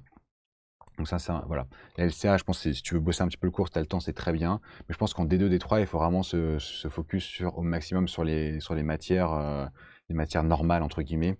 Voilà, essayer de vraiment aller au fond des choses, de bien comprendre, de bien revoir la physiopathe, de bien revoir l'anatomie pour tout comprendre et pour qu'en arrivant en D4, avoir juste à dérouler les choses et ne pas revenir sur ces choses-là. Donc concentre-toi à fond sur les matières et si malgré ça, effectivement, tu as du temps et tu arrives à te dégager du temps pour la LCA, bah, c'est très bien. Commence à bosser ton cours, je pense. Essaye de faire, je sais pas, un article par mois, je pense que ça peut être bien, mais voilà. Moi, personnellement, j'en faisais pas. Ok, j'ai l'impression qu'on a répondu à toutes vos questions, pour l'instant en tout cas. Donc on va pouvoir parler de après le concours blanc. Donc évidemment, la première chose que vous allez regarder, c'est le classement, et c'est bien normal. Je ferai pareil à votre place. Et voilà, j'ai des choses à prendre, je pense, avec des pincettes, ce classement-là. Surtout, voilà, on est très loin de l'ECN, etc. Donc si vous cartonnez, bah, c'est génial. Si vous avez fait, évidemment, c'est super, il faut utiliser ça comme du carburant, être content, enfin ça va vous porter pour la suite, donc c'est super. Continuez comme ça. Si malheureusement votre classement il est moins bien que ce que vous pensiez faire, voilà, je pense qu'il y a vraiment, c'est difficile, hein, mais c'est quelque chose qu'il faut savoir gérer parce que ça peut aussi se renouveler dans l'année. Et de la même manière, hein, si vous avez fait quelque chose de bien, voilà, il faut se préparer et parfois avoir des déconvenus. Et voilà, je pense que là, il y a vraiment plein de raisons pour ce concours blanc en particulier de, de prendre du recul sur le classement. Et c'est pas la chose, comme je vous dis, c'est pas le nerf de la guerre, c'est pas la chose sur laquelle vous devez vous concentrer le plus possible. Même si, ne soyons pas hypocrites, ça va être le cas. Donc déjà, vous, voilà, on est en décembre, enfin novembre-décembre, votre programme il n'est pas fini, il y a plein de matières que vous n'allez pas avoir vues depuis la D2, des choses, parfois voilà, il n'y a pas de chance, ça va tomber pile sur ce que vous n'avez pas vu, donc voilà, vous n'êtes pas prêt, vous n'êtes pas encore, ça dépend de votre manière de travailler, il y en a qui vont aller très vite, ou peut-être que vous avez mis plus de temps. Alors moi, c'était typiquement mon cas, hein. Moi, j'ai mis assez de temps, je vous le dirai tout à l'heure, mais voilà, moi, j'ai mis beaucoup de temps à faire mon premier tour. Donc en novembre-décembre, j'avais rien vu quasi, enfin, j'avais pas vu beaucoup de choses, quoi. Donc moi, j'avais, voilà, on va dire cette courbe-là de progression, c'était vraiment au début, était assez lent, et donc forcément, voilà, vous arrivez en novembre-décembre, vous n'êtes pas prêt, c'est normal de pas faire son meilleur résultat, c'est pas celui que vous allez faire le jour de l'ECN. Et vous les rattrapez par la suite, les gens, vous les doublerez, voilà, précisément ici.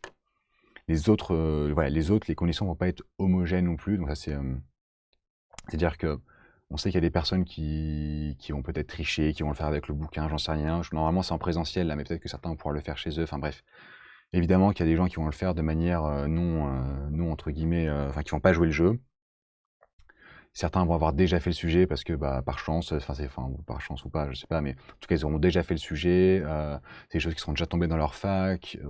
On sait que les facs le font aussi à la suite les unes des autres, donc parfois les sujets ont fuité. Bref, il y a mille raisons aussi pour que les autres n'aient pas un classement qui soit représentatif. Donc voilà, encore forcément ça va jouer sur le vôtre, donc autre raison de prendre du recul sur ce classement. Et voilà, le sujet, on sait que c'est les ECM blanches, parfois les sujets, enfin ils sont faits franchement à la va-vite malheureusement, c'est des DP réchauffés, il y a des errata, bref, voilà. C'est pas le vrai ECN, les sujets sont généralement de moins bonne qualité, mais c'est pas pour ça qu'il faut pas y aller, hein.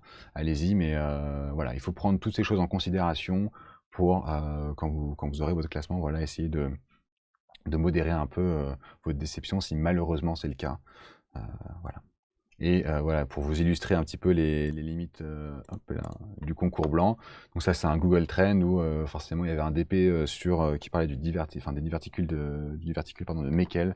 Et voilà, on voit qu'à 16 heures, les recherches ont explosé. Donc tout ça pour illustrer le fait que voilà, c'est pas le CN, quoi, ce sera pas représentatif forcément. Hop, excusez-moi. Voilà, donc on en a à peu près fini pour le concours blanc. Je vous ai dit toutes les choses que je voulais vous dire, un peu tous les conseils, toutes les choses que j'aurais aimé entendre à votre place, pardon. Et voilà, donc n'hésitez pas à revenir dessus si vous avez des questions. Et maintenant, ce n'était pas vraiment le but de la conférence, mais je pense que ça vous intéresse aussi, donc vous pouvez en toucher un petit mot sur la méthodologie LECEN un peu de manière globale. Donc je vois qu'il y a des questions notamment sur quand est-ce que tu as fini ton premier tour, donc on va répondre justement à ça. Donc la première chose, normalement, mi-novembre, vous avez déjà fait votre programme, mais si vous ne l'avez pas fait, vraiment, je vous encourage à le faire vivement, vivement, vivement. Il faut, enfin, c'est non négociable, quoi. Il faut absolument le faire.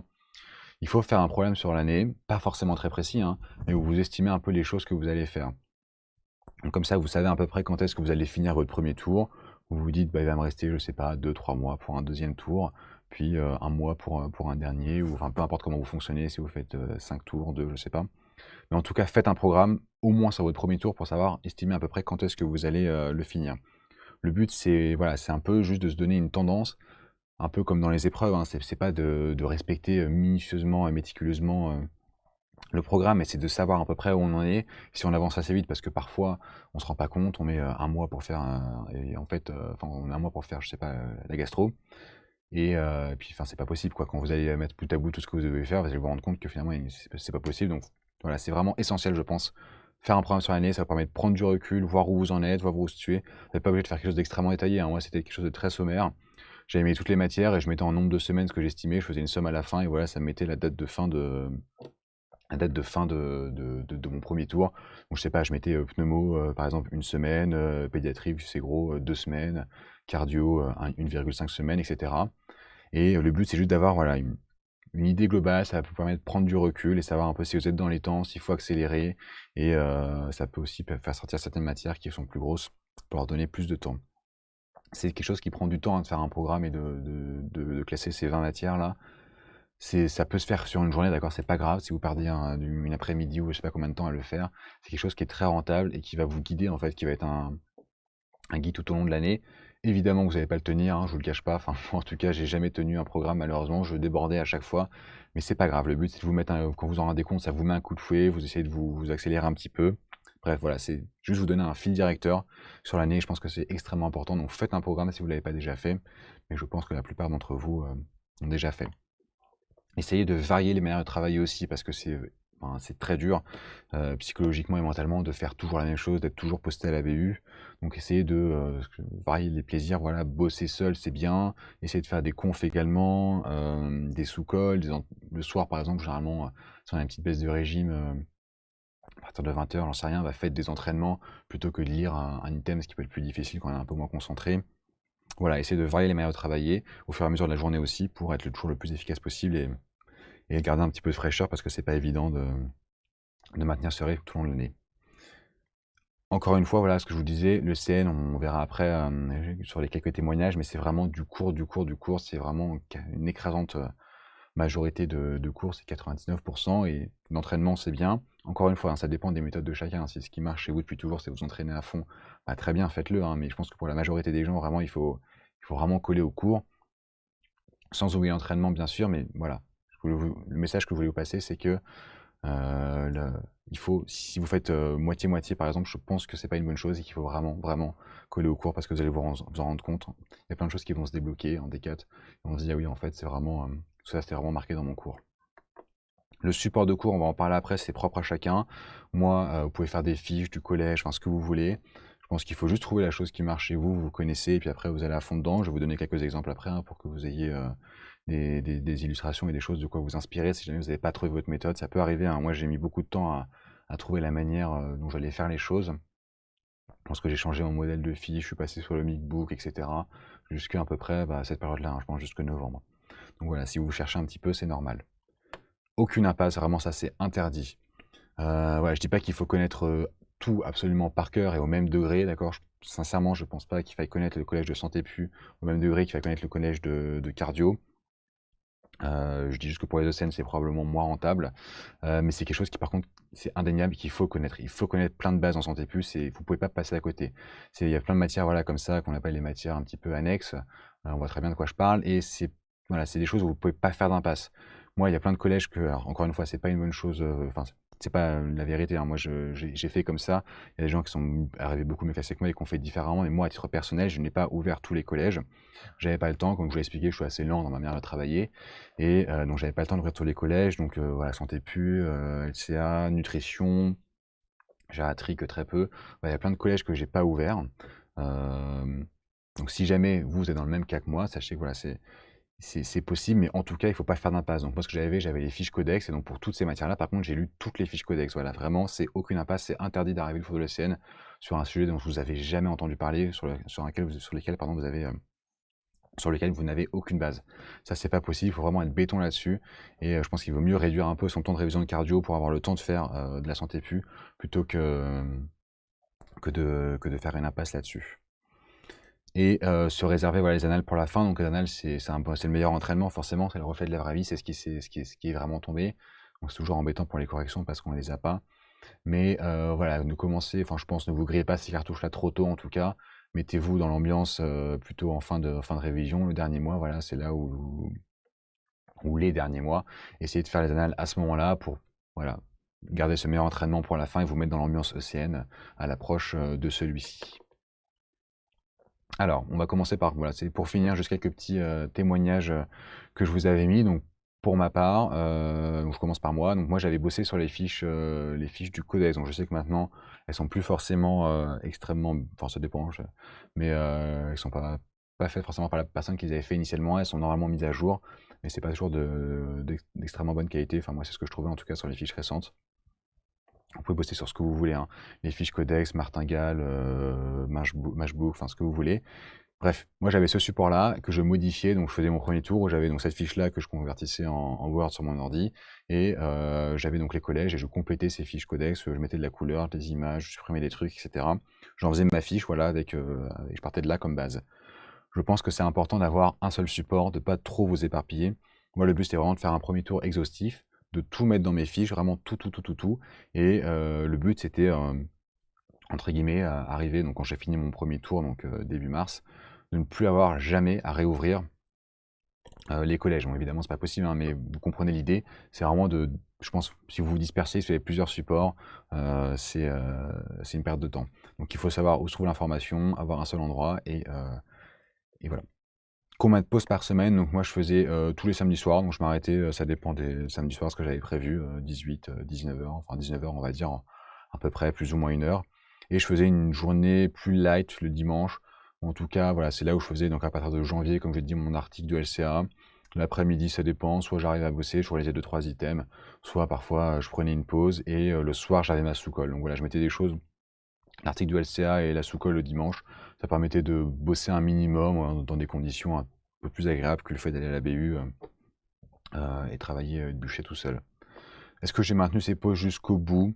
Je dirais, oui. Après je vous cache pas que forcément un mois des ECN, j'ai commencé à enfin les dimanches après-midi je bossais, et même plus qu'un mois, ça pour être honnête avec vous, et voilà, forcément les 15 derniers jours de l'ECN, bon voilà, j'étais un peu stressé, et les pauses ont plutôt sauté. Mais je pense que c'est quelque chose qu'il faut vous écouter, il faut maintenir le plus longtemps possible, et vous verrez qu'après il y a des gens qui s'en avaient mieux cassé que moi et qui ont conservé plus de pauses que moi tout au long de l'année.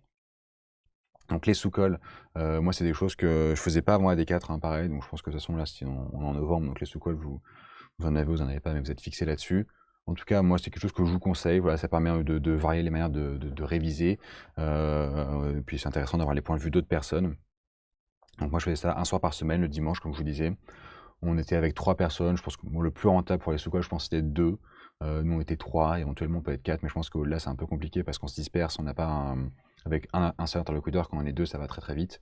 On se pose les questions, on se répond de manière rapide. Donc nous on prenait, donc ça c'est votre manière de faire, hein, nous on prenait 3, 4, 5 items qu'on bossait tous, et on arrivait le jour J et on décidait, bon, je sais pas, on prenait endocardiite infectieuse, sarcoïdose, embolie pulmonaire. On est arrivé le jour J, tout le monde l'avait révisé, on lui disait, bah, toi tu nous interrogeras sur ça, toi sur ça, etc. On se répartissait. Il faut vraiment que les questions elles fusent. Faut aller vite, hein, en 4 heures, faut enchaîner les questions pour avoir vraiment tout l'item, taper dans les coins. Et souvent, voilà, puis on se commandait de la bouffe pour avoir une pause un peu plus sympa. La fin du premier tour, donc moi j'ai été assez long, comme je vous le dis depuis tout à l'heure, hein, j'ai fini à peu près début mars, donc je pensais finir fin janvier, début février, puis au fur et à mesure la limite a été repoussée.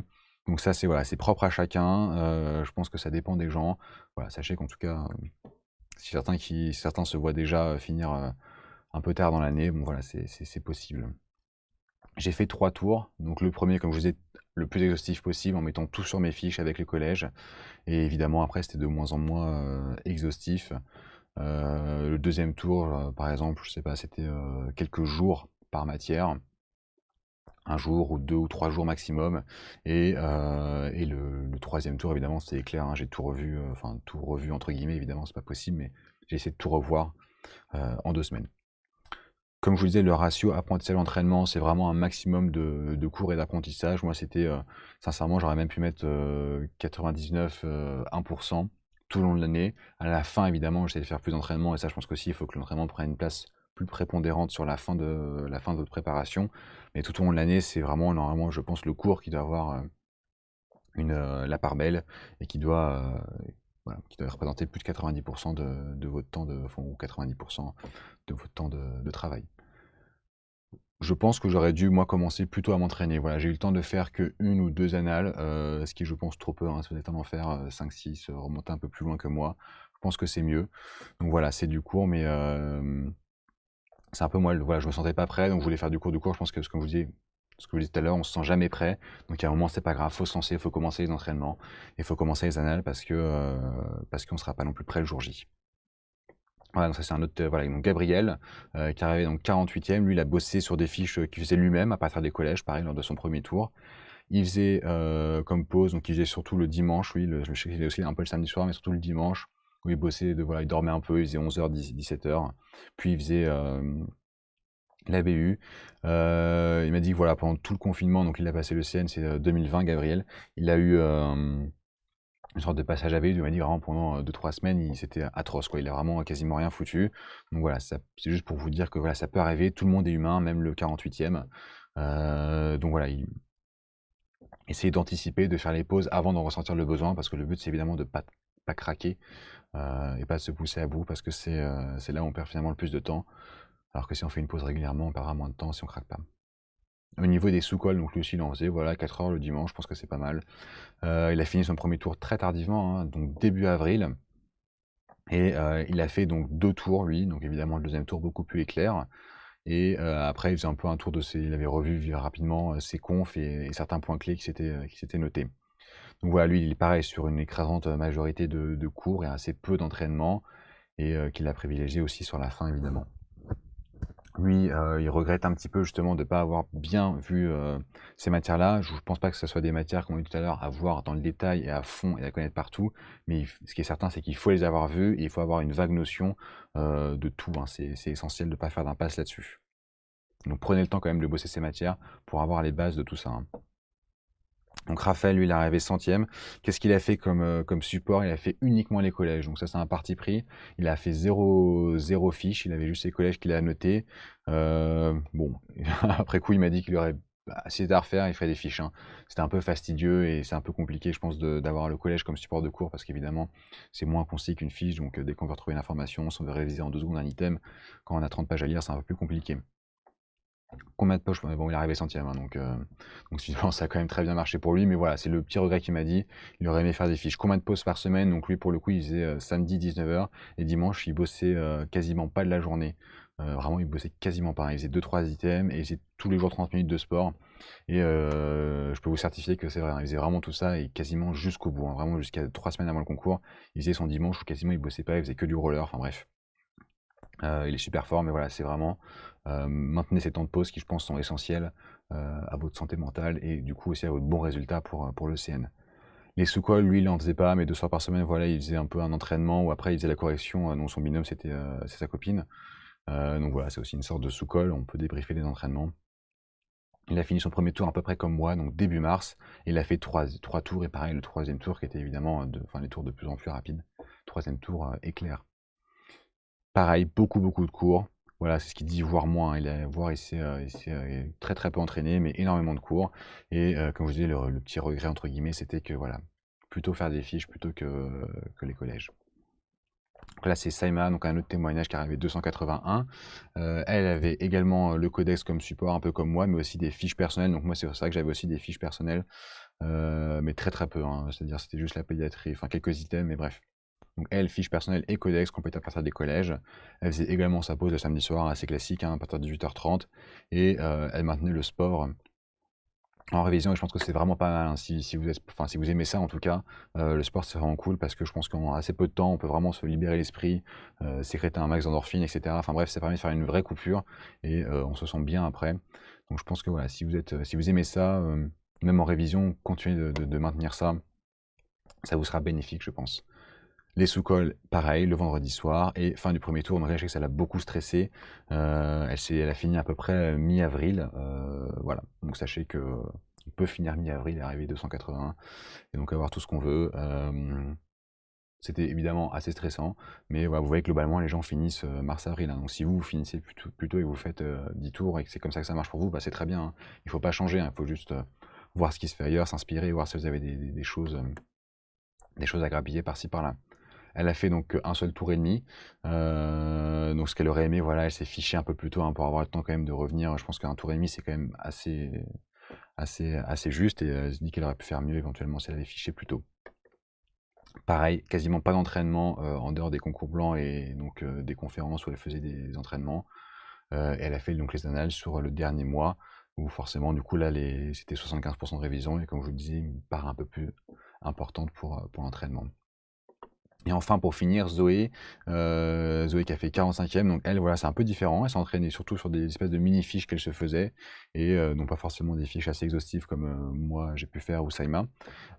C'était aussi des Anki, beaucoup qu'elle faisait, donc certains le font, pourront se reconnaître dans Zoé. Et voilà, donc des Anki qu'elle avait fait à partir de son premier tour au lycée, le collège. Elle faisait environ 3 soirs par semaine de pause, sauf évidemment les 2 derniers mois où elle a commencé à réduire un peu plus. Et toujours 45 minutes de sport qu'elle a maintenu jusqu'au bout. Donc voilà, je pense que c'est quelque chose qui est vraiment super, hein, si vous arrivez à avoir ça dans votre quotidien. Pas de sous-col pour elle. Elle a fini plus tôt, mi-février, et donc elle a pu faire 4 tours. 4 tours et toujours beaucoup de cours et assez peu d'entraînement finalement. Les regrets qu'elle a énoncés, donc voilà, c'est ce que je vous disais, c'est quand elle parle des confs du samedi, elle fait référence aux confs, donc elle était à P5, pareil Descartes. On a des confs le samedi matin. Et voilà, donc ce qu'elle regrette, c'est d'avoir triché, au-delà du fait de se sentir, de culpabiliser après, surtout que c'est pas, voilà, c'est pas un service qu'on se rend. C'est voilà, autant le faire extrêmement, enfin le plus sérieusement possible, pardon. Tout comme le saignement, c'est ce que je vous disais, donc elle, c'est ce qu'elle regrette un petit peu a posteriori. Elle a vu qu'elle aurait pu mieux profiter de ses entraînements.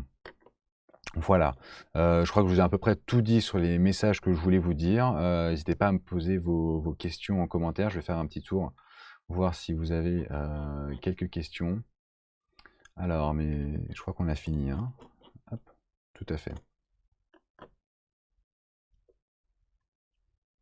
Alors, est-ce que les fiches codex aujourd'hui sont de moins bonne qualité qu'à l'époque? Alors sincèrement, oui, quand j'ai dit ça, je sais pas, hein, je sais pas. J'ai pas relu les fiches d'aujourd'hui. Je sais juste que moi, il y avait certaines fiches qui avaient été remises à jour, et j'avais l'impression que c'était pas la même personne qui les mettait à jour, que c'était pas la même personne qui les avait fait à la base. J'ai l'impression que c'était un petit peu différent, que c'était pas fait exactement de la même manière, et moi, ça me plaisait moins. Donc aujourd'hui, j'imagine qu'elles ont été encore plus, évidemment, d'autant plus remises à jour. Je sais pas si elles sont toujours aussi bien. En tout cas, moi, c'est un sport que j'avais beaucoup apprécié. C'était en 2019, donc quand même, c'est un petit peu loin. J'avais beaucoup apprécié, mais voilà, je sais pas si aujourd'hui elles sont toujours d'aussi bonne qualité, mais si c'est le cas, foncez et n'hésitez pas, hein. Est-ce que j'ai des retours sur la martingale? Oui, j'ai d'excellents retours. J'ai plein d'amis qui ont bossé dessus, et qui ont beaucoup aimé, qui paraît à noter pas mal, et modifier les fiches. Je pense que c'est pas mal les fiches de se les approprier, de pas juste garder le support sur lequel vous travaillez. Il faut essayer que ce soit votre support, quoi. Mes horaires types sur une journée, c'était quoi? Alors moi, donc c'était, je travaillais surtout à la BU. Je travaillais surtout à la BU et je faisais donc 9 heures en gros, ouverture de BU, sauf stage, hein, d'ailleurs je vais vous faire un petit mot aussi sur les stages. Mais je faisais donc 9 heures, on va dire en moyenne, 20 heures, 21 heures. Les jours où j'étais motivé, voilà, je faisais la fermeture, j'allais jusque 22 heures, mais je dirais que ça arrivait 2-3 soirs par semaine. En moyenne, on va dire 21 heures plus ou moins 1 heure. En semaine, comme je t'ai dit, donc pause le samedi à partir de 19 heures entre à peu près, et dimanche une journée un peu plus light. Et voilà, grosso modo. Et forcément, plus l'année avance, bah, plus on a tendance à faire les fermetures de BU, c'est sûr. Alors, qu'est-ce que j'ai d'autre comme question? Donc, quand est-ce que j'ai fini le premier tour? Donc, voilà, je vous l'ai dit, c'était début mars. Faut-il faire plusieurs concours blancs? Si tu me parles des concours blancs qui sont organisés, enfin les concours blancs nationaux de l'Île-de-France, etc. Oui, je pense que vraiment faut tous les faire, faut quasiment tous les faire, hein. Moi, il y en a 3-4 à peu près dans l'année. Je vous conseille vraiment, vraiment voilà, de tous les faire pour grappiller pour toutes les raisons qu'on a dit avant, hein. C'est tout ce qu'on a dit pour cette ECN, évidemment, enfin pour cette ECN blanc qui arrive, bah, va falloir le répéter à chaque fois. Et le but, je pense que vraiment, il faut profiter au maximum de ces entraînements qui vous approchent un petit peu des conditions de l'ECN pour anticiper au mieux les difficultés que vous aurez le jour J. Donc vraiment, moi je vous conseille de vraiment faire tous les ECN blancs qu'on vous propose au maximum. Plutôt faire un bouquin à la fois ou UE par UE. Moi perso j'ai fait matière, enfin ça c'est propre à chacun je pense, hein. C'est après c'est comment tu as envie de t'organiser. Moi je faisais bouquin par bouquin, enfin matière par matière. Je raisonnais pas trop en UE, sincèrement. Pas du tout même. Je faisais vraiment bouquin par bouquin. Alors il y a une petite question, je suis intéressé par la pneumo. Bon, ça c'est pas du coup trop une question de méthodo, mais bon, je vais répondre rapidement si ça t'intéresse. Moi j'ai beaucoup aimé la pneumo, enfin j'aime beaucoup la pneumo, hein, toujours, hein, j'adore ça. J'en ai fait 2 ans et j'aurais bien aimé continuer, mais voilà, j'ai fait un stage en réanimation, j'ai adoré ça, encore plus que la pneumo, donc j'ai envie de faire la réa, et voilà pourquoi j'ai fait ce droit au mort vers un Réa. Mais si ça t'intéresse, tu peux m'envoyer un message et on discutera plus précisément. Alors. Est-ce que quand je revoyais un, ah oui, est-ce que quand je revoyais un item, je revoyais les autres livres où il était présent? C'est vrai qu'il y a des items qui font un peu doublon. Est-ce que voilà, je le revoyais dans les autres livres? On va dire 50-50. C'est-à-dire que quand il y avait des items où vraiment il y avait une pertinence, enfin je sais pas, sarcoïdose par exemple. Sarcoïdose il est dans le collège de pneumo, je l'avais fiché pardon, sur le collège de pneumo, mais tu sens bien qu'il y a une pertinence à aller voir ce qui se passe en médecine interne. C'est quand même eux qui le font beaucoup aussi. Donc sur ce genre d'item où je pensais que vraiment il y avait une plus-value à aller chercher un autre bouquin, alors là oui tout à fait, hein. Donc je faisais ma fiche avec le bouquin de pneumo, et ensuite j'ouvrais rapidement le collège de médecine interne, et je passais pas 8 heures dessus, hein, mais très rapidement, je lisais et puis je complétais du coup ma fiche avec ce deuxième bouquin. Je sais pas de manière exhaustive pour tous les items. Je sais pas, je sais alors embolie pulmonaire, il est dans le cabinet de cardio, je sais pas s'il est dans le collège, je crois pas. Enfin bref, peu importe. En tout cas, par exemple, là, j'ai fait que en pneumo parce que c'est il très bien fait en pneumo et qui est parfaitement complet. Voilà, donc je faisais, on va dire, pour les items où ça me semblait 50-50, où ça me semblait pertinent, pas systématiquement, mais en tout cas, si tu as un doute, je pense qu'il vaut mieux le faire, quitte à faire un très rapide tour, hein, vraiment, tu check en 10 minutes, je pense qu'il vaut mieux le faire par excès plutôt que de passer à côté de quelque chose. Donc tu peux juste faire très rapidement, pas forcément repasser 1 heure dessus.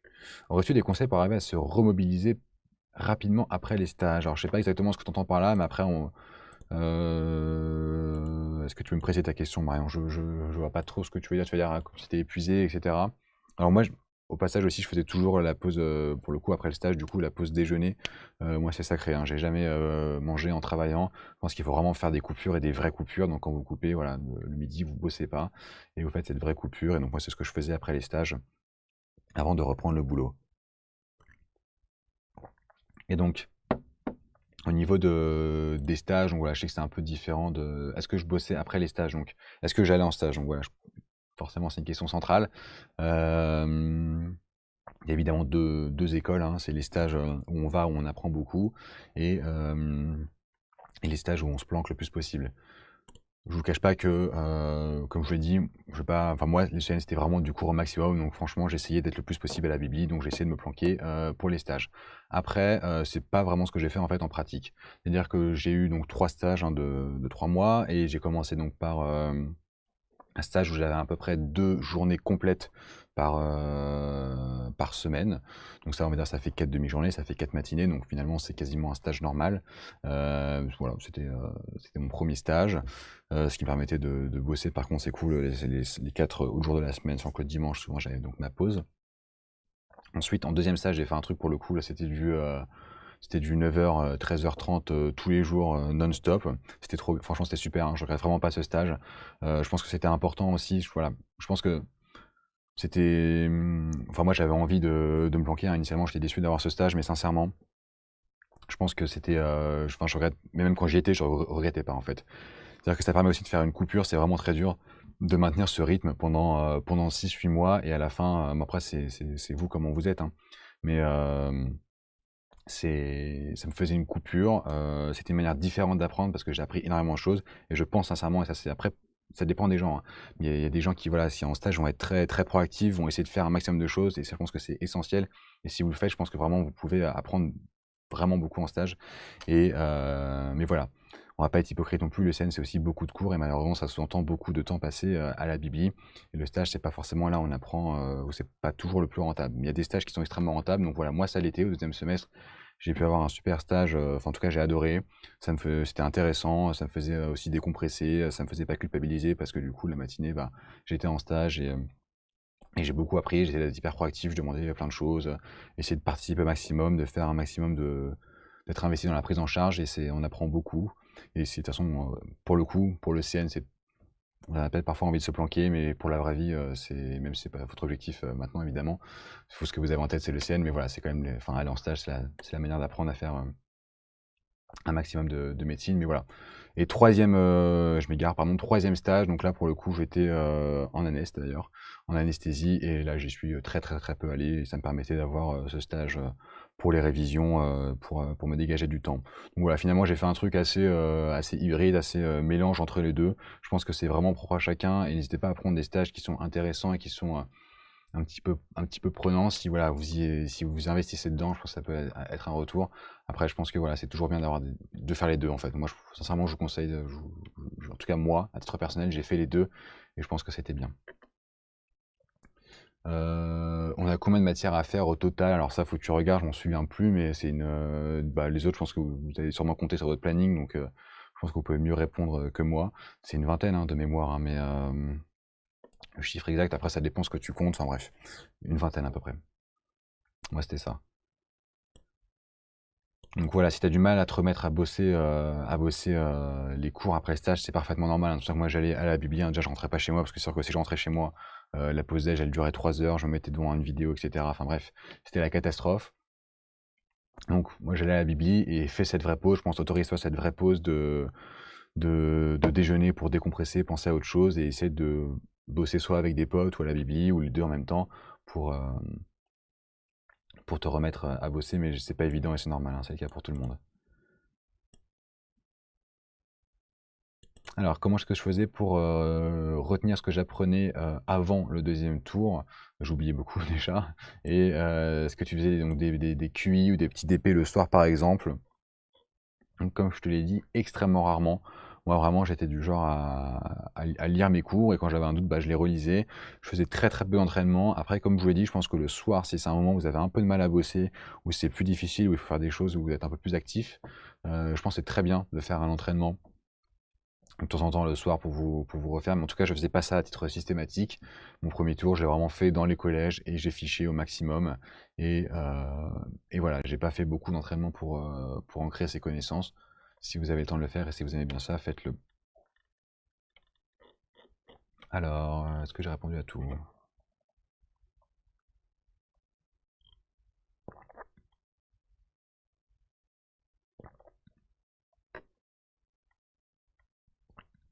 Dites-moi, renvoyez-moi, je crois que j'ai répondu à peu près à toutes les questions. Euh, Alors, c'était des facs relous. C'est des facs relous avec les BU, c'est assez chiant. Il faut squatter, squatter les BU des autres facs, trouver des bibliothèques publiques. Faut organiser-toi avec tes potes, malheureusement. C'est vrai que c'est pas cool si ta fac te propose pas des BU qui restent tard.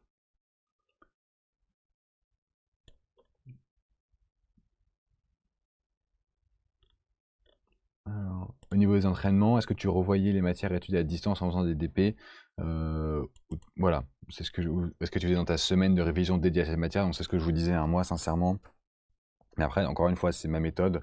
Je pense que là, si vous voulez vous entraîner un petit peu plus que moi tout au long de l'année, et ça marche chez vous, bah faites-le, hein, si vous vous connaissez.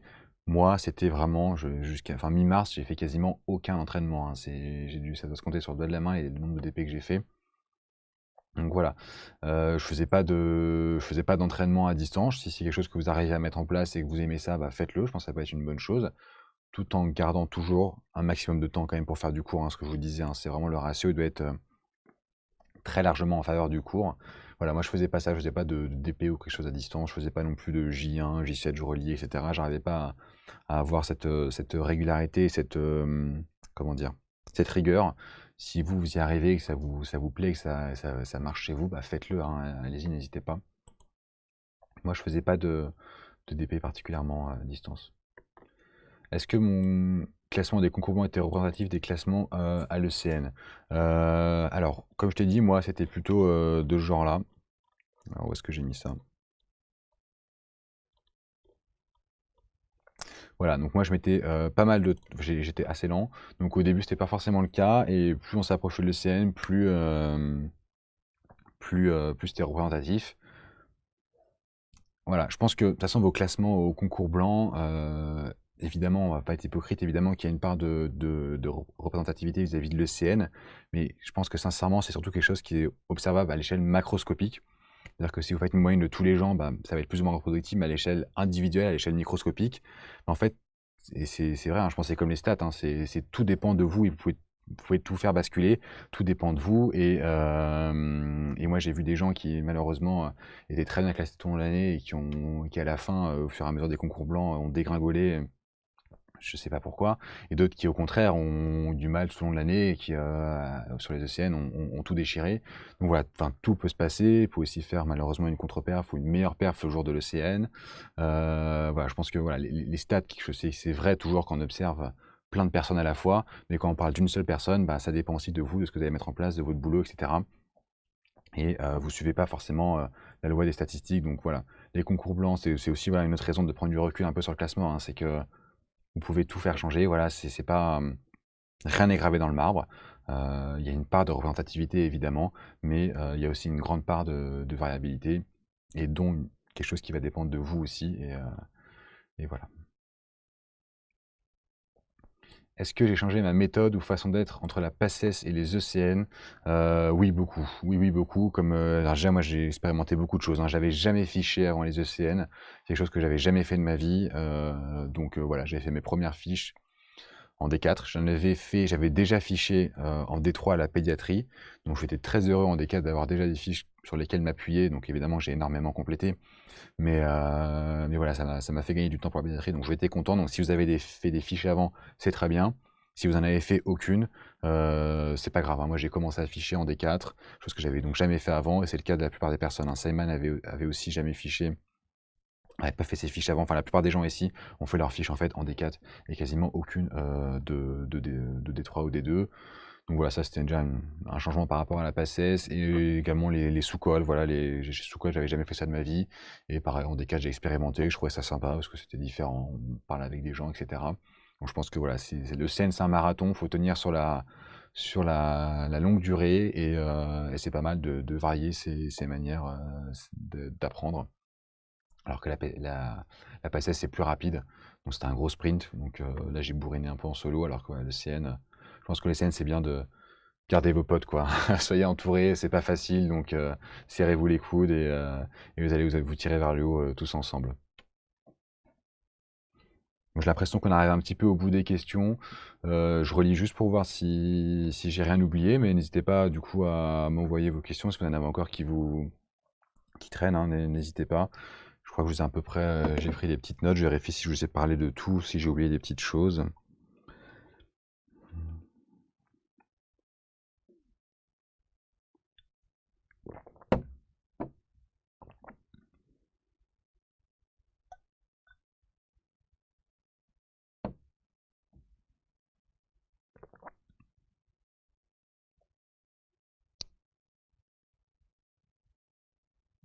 Bon, a priori, pas d'oubli sur mes notes, je vous ai tout raconté. Alors, est-ce qu'il y a toutes les questions? C'est bon.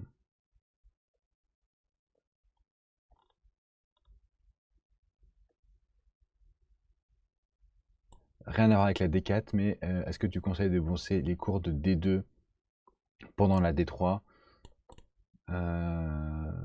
genre le week-end? Encore une fois, de toute façon, moi après, ça évidemment, c'est mon point de vue, hein. J'ai pas de vérité générale à dire. Sincèrement, D2, D3, moi, enfin, c'est focus sur les matières, quoi. Focus sur les matières que tu as en D2, focus sur les matières que tu as en D3, et fais-les à fond. Si tu attends de fichier, fiche-les. Tu seras très content plus tard. Donc voilà, j'avais pas forcément le temps d'aller voir à droite, à gauche, d'aller revoir les cours de D2. Si tu as le temps, c'est comme la question de l'LCA, si tu as le temps, c'est très bien. Mais voilà, je pense qu'il faut surtout que tu t'assures avant d'aller au fond des choses dans les matières que tu vois en D2 et en D3, parce que c'est une perte de temps de revenir, de se reposer des questions d'anat, de se reposer des questions de physiopathe. Donc voilà, D3 va à fond tes matières, je pense. Moi à ta place, j'irai pas voir ce que j'avais fait en D2, etc. Maintenant, si toi tu veux le faire, je pense que y a pas de mauvaise idée, hein. Et voilà pour moi ce que j'aurais fait. Et je tenais à vous dire aussi, voilà, en D4, on peut revoir, enfin moi c'est en D4 aussi où je me suis refait des fiches. J'ai pris une journée parfois pour refaire une fiche d'anatomie, par exemple en neuro, pour bien remettre au clair les idées de voilée méniscale, pyramidale, extra-pyramidale, etc. Enfin bref, toutes ces choses-là. Voilà, faut pas hésiter à se faire des petites fiches de rappel. Je m'en suis fait quelques-unes, et je pense que même en D4, voilà, il faut le faire. Mais il faut comprendre, voilà, ce qu'on apprend. Et, voilà, donc on prend le temps, même en D4, on retiendra mieux. Ok, bon bah écoutez, j'ai l'impression d'avoir répondu à toutes vos questions pour l'instant sur le chat. Donc, ah oui, le support de LCA. Donc, le support de LCA, effectivement, j'avais donc, il y a le poly de P5. Donc moi j'étais à Descartes Paris 5. Le poly que fait la fac est vraiment pas mal, donc tu peux bosser dessus. Moi, à titre personnel, j'avais bossé sur le bouquin de Théo Petzel, que je trouvais bien aussi. Encore une fois, il y a des limites, hein. Malheureusement, il n'y a pas de. Enfin, c'était pas parfait comme référentiel, mais moi j'ai bien aimé, j'ai travaillé dessus. Je sais qu'il y a aussi le bouquin du professeur Harvey, là, professeur Geek, où j'ai eu de bons retours dessus. Ces trois supports-là que je connais, en tout cas, dont j'ai entendu parler, que je peux te proposer. Et le collège, pour le coup, j'ai pas eu des très bons retours là-dessus. Moi, j'avais essayé une fois, j'avais pas trop aimé, donc Voilà, à titre personnel, je ne te le recommande pas. Et donc ouais, j'avais bossé sur le bouquin de Théo Petzel et le Polyte P5, il est bien, mais j'avais pas bossé dessus. Est-ce que tu utilisais le MicBook? Donc ça fait partie des nombreuses voies que j'ai explorées. Effectivement, j'ai essayé le MicBook à un moment, mais j'ai arrêté parce que c'était trop succinct. C'est donc le MicBook, ça, c'est bien, hein, les fiches sont, encore une fois, c'est mon ressenti.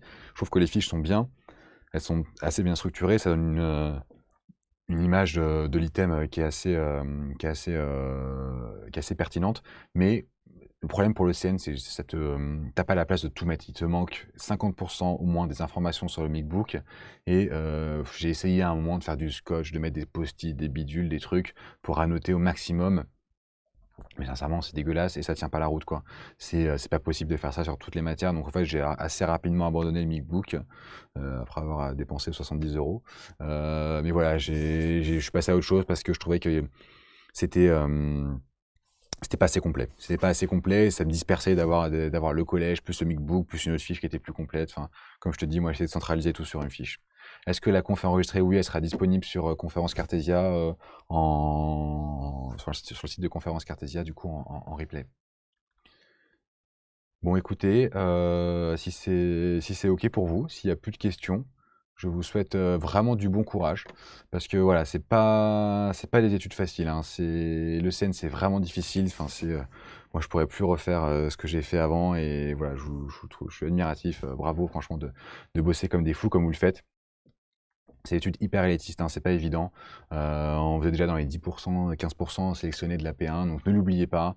Vous ferez toujours partie de ces 10% qui ont été sélectionnés. Donc voilà, même quand on arrive dernier à l'ECN, on a été dans cette fraction qui était déjà extrêmement sélective. Donc voilà, c'est une étude très élitiste. On a tendance à se dire que si on fait pas un super truc, enfin, disons que le classement va pas reflète pas ce que vous êtes. Et sincèrement, une fois l'internat passé, enfin, pardon, une fois le choix de l'internat effectué, plus personne ne vous reparlera jamais de votre classement.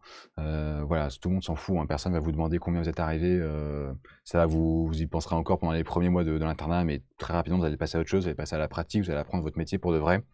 Et voilà, ce classement, plus personne va vous le demander, ça va pas résumer qui vous êtes. Donc, après, vous donner du recul un petit peu dessus. Et bon courage pour la suite et pour le boulot, parce que je sais que c'est pas évident. Est-ce que tu penses que la Martaga est une bonne collection pardon, de fiches? Bah oui, c'est ce que je vous disais tout à l'heure. Ouais, ouais, tout à fait. J'ai eu des bons retours dessus. Moi, à titre personnel, je l'ai pas utilisé, mais effectivement, j'ai eu des bons retours dessus. Donc écoutez, à la prochaine. Peut-être donc sur Conférence Cartesia. J'aurais juste moi 2 minutes là, voir s'il y a pas de questions dans le chat. Donc, mais bon, a priori on a fini. Donc bonne soirée à tous et puis bon courage.